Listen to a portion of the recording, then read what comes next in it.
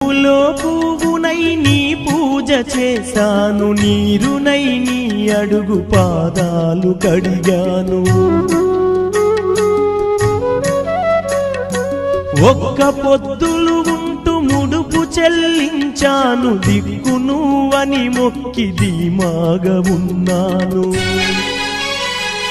తొలుసూరు కొడుకని ఈశ్వరా నీ పేరు పెట్టుకుంటి శంకరా, తొలుసూరు కొడుకని ఈశ్వరా నీ పేరు పెట్టుకుంటి శంకరా.